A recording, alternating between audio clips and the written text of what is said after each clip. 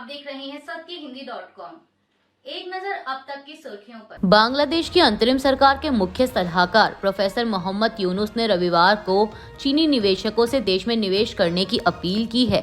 ढाका में चीन Bangladesh conference on investment and trade कार्यक्रम में मोहम्मद यूनुस ने कहा कि चीनी निवेशकों ने दक्षिण एशिया में कई देशों की अर्थव्यवस्था को बदला है। मैं उम्मीद करता हूं कि बांग्लादेश में भी इसी तरह का बदलाव देखने को मिलेगा। उन्होंने कहा कि बांग्लादेश चाहता है कि युवाओं के लिए नए मौके बने और इसके लिए निवेश बढ़ाने के लिए कई तरह की कोशिशें की जा रही हैं। 10 महीने पहले अंतरिम सरकार के आने के बाद से किए जा रहे सुधारों के नतीजे सामने आ रहे हैं। मोहम्मद यूनुस ने पिछली शेख हसीना सरकार पर भी निशाना साधा। उन्होंने कहा कि इकोनॉमिक जोन बनाए गए लेकिन वो खाली पड़े रहे, वहां गाय भैंस चढ़ने लगे थे।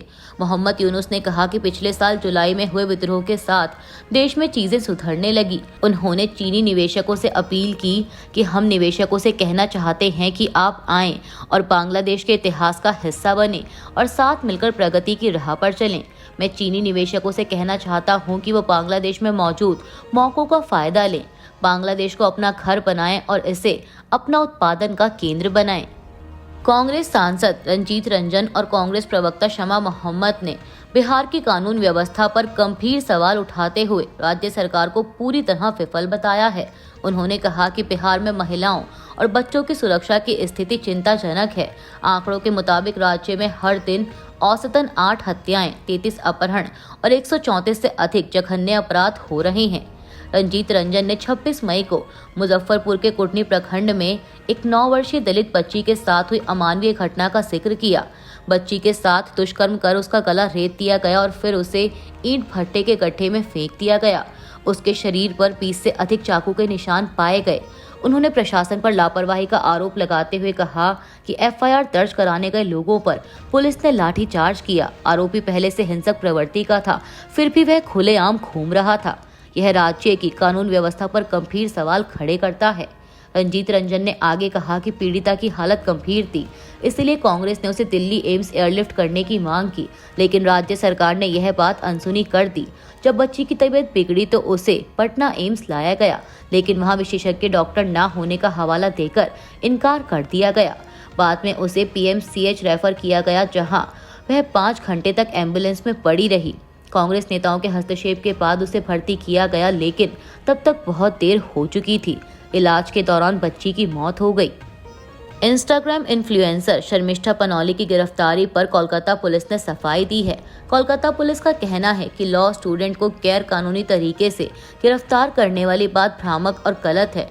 पश्चिम बंगाल पुलिस ने ऑपरेशन सिंदूर के मुद्दे पर एक समुदाय विशेष की धार्मिक भावनाओं को आहत करने वाली सोशल मीडिया पोस्ट के आरोप में 22 साल की लॉ स्टूडेंट और इंस्टाग्राम इन्फ्लुएंसर शर्मिष्ठा पनौली को गिरफ्तार किया है।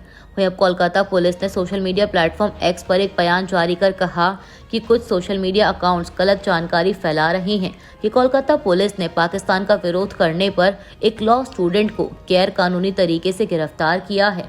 यह बात भ्रामक और गलत है। बयान में आगे कहा गया कि राष्ट्रीय गर्व और देशभक्ति व्यक्त करना हर नागरिक और संस्था का अधिकार और कर्तव्य है।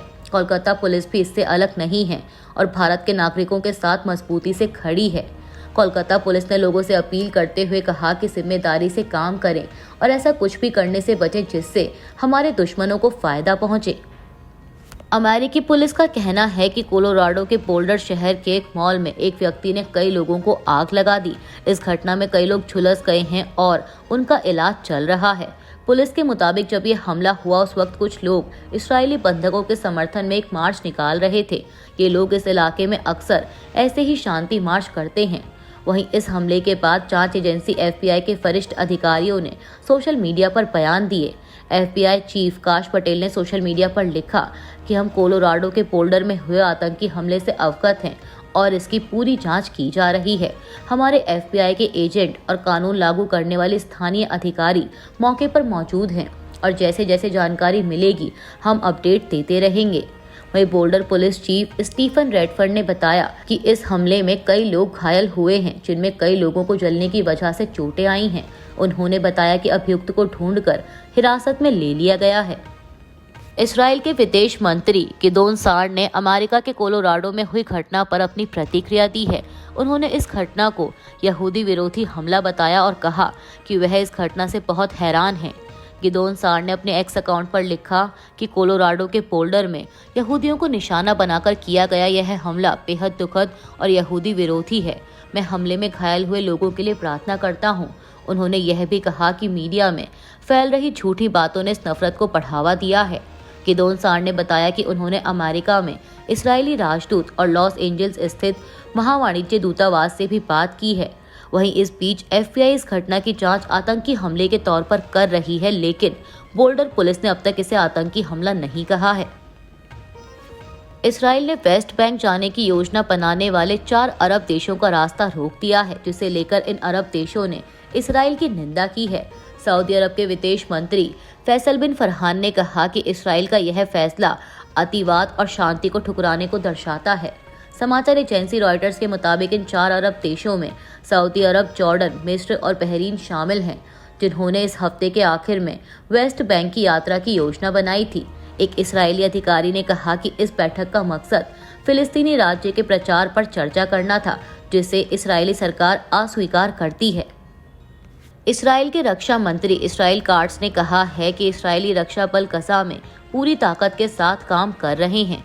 उन्होंने सोशल मीडिया प्लेटफॉर्म एक्स पर एक पोस्ट में लिखा कि मैंने सेना को निर्देश दिया है कि वे सभी ठिकानों के खिलाफ आगे बढ़ना जारी रखें, किसी भी बातचीत के बावजूद। उन्होंने कहा कि मैंने कहा है कि हमास को खत्म करने और IDF सैनिकों की रक्षा के लिए हवा, जमीन और समुद्र पर मौजूद सभी जरूरी साधनों का इस्तेमाल करें। इस्राएली मंत्री ने धमकी भरे अंदाज में कहा कि या तो हमास बंधकों को रिहा करे या फिर वह तबाह हो जाएगा। यूक्रेन ने दावा किया है कि उसने एक ड्रोन हमले में रूस के 40 से अधिक बम वर्षक विमानों को निशाना बनाया है। इसे रूस की वायु सेना पर अब तक का सबसे आक्रामक हमला माना जा रहा है। यूक्रेनी सुरक्षा सेवा SBU ने एक बयान जारी कर कहा कि रूस में दुश्मन के रणनीतिक तौर पर अहम बहुत से बम वर्षक विमान आग में चल रहे हैं। इस बयान के अनुसार यूक्रेन बड़े पैमाने पर एक विशेष अभियान को अंजाम दे रहा है, जिसका उद्देश्य दुश्मन के बम वर्षक विमानों को निशाना बनाना है। बयान के अनुसार 40 से अधिक विमानों को निशाना बनाया गया है। SBU ने एक नाटकीय वीडियो भी जारी किया, जिसमें कहा गया है कि उसने साइबेरिया में इरकुत्स्क में मौजूद रूस के पेलाया सैन्य अड्डे को निशाना बनाया। वीडियो में धमाके होते दिख रहे हैं और धुआं उड़ता दिखा है। मिल रही खबरों के अनुसार मरमांस्क के ओलेनिया सैन्य अड्डे पर भी हमला हुआ है। वहीं इस बीच यूक्रेनी अधिकारियों का कहना है कि रूस ने बीती रात अब तक के अपने सबसे बड़े ड्रोन हमले में यूक्रेन पर 472 ड्रोन, 7 बैलिस्टिक और क्रूज मिसाइलों से हमला किया। यूक्रेन का कहना है कि उसने 385 हवाई टारगेट को नाकाम किया है। अभी के लिए बस इतना ही। बाकी की खबरों के लिए जुड़े रहिए सत्यहिंदी.com के साथ।